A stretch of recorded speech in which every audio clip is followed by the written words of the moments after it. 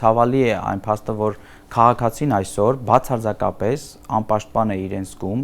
պետական կառույցների կողմից։ Արմեն Գրիգորյանը կառուցապատողից տուն է գնել, շարունակում է վարկը մուծել, բայց դեռ չի կարողանում բնակվել այնտեղ, որովհետև բնակարանն իրեն չի հանձնվել։ Ասում է, պայմանագրով նախատեսված ժամկետից մոտ 3 տարի է անցել։ Դատի է տվել կառուցապատողին եւ ուշացումների համար ավելի քան 10 միլիոն դրամ տույժ պահանջել։ Կառուցապատողն էլ իր հերթին է դատի տվել գնորդին, պատրաստ է վերադարձնել բնակարանի համար վճարված գումարը, բայց պայմանագիրը չեղարկելու դիմաց։ Կարճ ասած, չի եղել պայմանագիր, չի եղել իրենք ճիշտ ասած այդպես ասել են մեզ ոչ մեկ անգամ իրենց ներկայացուցիչը, որ այդ շենքում դու ոչ տուն ես ստանալու, ոչ տույժ տուգանք։ Առաջին ատյանի դատարանը երկուսի հայցն էլ մերժել է, այսինքն ոչ կառուցապատողը կարող է պայմանագիրը չեղարկելու գումարը վերադարձնել գնորդին, ոչ էլ նա կարող է ուշացման համար տույժը տուգանք պահանջել կառուցապատողից։ Մի կողմից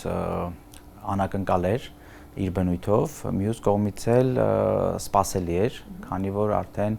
25 թվականի մայիս ամսից մենք մոտավորապես պատկերացնում էինք, որ այսպիսի վճիռ ենք ունենալու։ Ըստ Դատալեքսի կառուցապատող Շինարտ գրուպի ներկայացուցիչը դատարանում նշել է, որ շինարարության ժամկետները մի քանի անգամ երկարացվել են։ Այդ փոփոխությունները փոխել են նաև պայմանագրի հիմքում դրված պայմանները։ Դատարանն էլ որոշել է, քանի որ կառուցապատողը քաղաքապետարանից ստացել է շինարարության ժամկետների երկարացման թույլտվություն, ապա ժամկետի խախտում չի եղել։ Արմեն Գրիգորյանը պնդում է բնակարանը գնելիս կառուցապատողն իրեն չի տեղեկացրել, որ քաղաքապետարանն արդեն թույլատրել է շինարարության ավարտի ժամկետը 1 տարով երկարացնել։ Իսկ դատարանի որոշումից բնակիչն այսպիսի եզրահանգման է եկել։ Դա նշանակում է, որ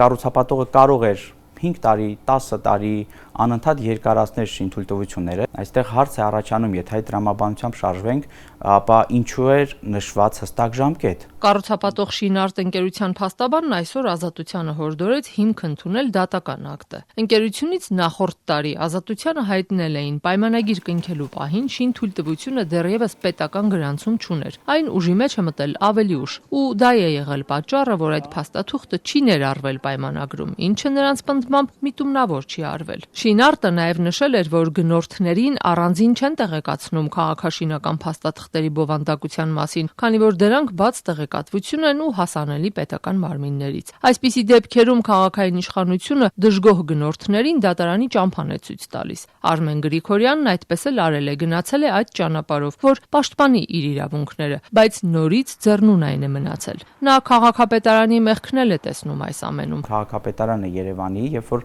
տալիս էր կառուցապատման նոր թույլտվություն, պետք է տեղեկանար, թե կան արդյոք վաճառված բնակարաններ եւ արդյոք չեն խախտվում գնորդների իրավունքները։ Առնվազն մեր իրավունքները երկարացման թույլտվությամբ խախտվել են։ Առնվազն Արմեն Գրիգորյանը Դատալեքսից պարզել է, որ էլի բնակիչներ են դատի տվել այս ընկերությանը եւ ուշացումների համար փոխհատուցում պահանջել։ Այլ դատավորներ բավարարել են գնորդների պահանջները։ Ըստ Գրիգորյանի իր գործը քննած դատավորն արդեն երկրորդ անգամ է մերժում նույնատիպ պահանջը։ Կարելի է ասել, որ դատավորը կաշկանդված էր որոշակիորեն նաեւ իր իսկ կայացրած արդեն մեկ վճռով, այլապես կհակասեր ինքն իրեն, եթե մեր պարագայում կայացներ այլ վճիռ։ Եթե կան արդեն վճիռներ, կան բավարարված վճիռներ, եթե նույնիսկ ուժի մեջ մտած չեն, բայց կան այդպիսի վճիռներ, ստացվում է, որ մի քանի այլ դատավորների մոտ ունենք վճիռներ, որոնք բավարարում են այս հայցերը, իսկ մեր պարագայում եւ մեկ այլ իմ արդեն հիշատակած գործով նույն դատավորը կայացնում է 2 այսպիսի նմանատիպ վճիռներ։ Գրիգորյանը դատավորի անաչառության վերաբերյալ իր մտահոգությունների մասին նամակ է ուղարկել Էթիկայի հանձնաժողով եւ Արդարադատության նախարարին։ Ասաց պատասխանել են, թե քննության փուլում իրենց դիրքորոշումը միջամտություն կհամարվի։ Գրիգորյանը նաեւ հրապարակային դիմել է քաղաքապետարանին, կառավարությանը ու նամակներ ուղարկել իրավապահ մարմիններին։ Գլխավոր դատախազությունից գործը գնացել է հակակոռուպցիոն կոմիտե,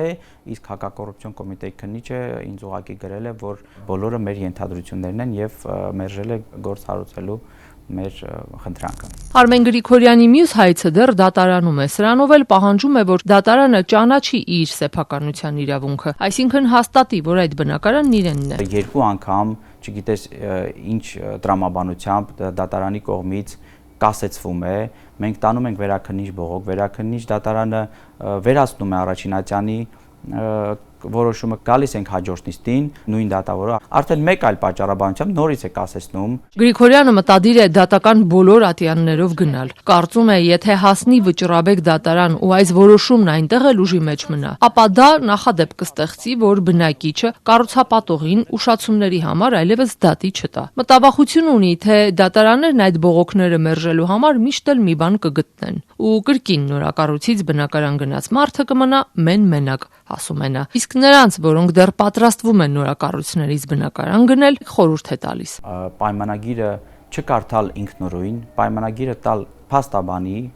կամ առնվազն իրավաբանի, փաստաբանի խնդրել նաև կատարել փաստաբանական հարցումներ հասկանալու համար արդյոք չկան նոր թույլտվություններ, որոնք հետագայում կարող են պատճառ հանդիսանալ այսպիսի ձգձգումների։ Նարինե Ղալեչյան, Ազատություն ռադիոկայան, Երևան։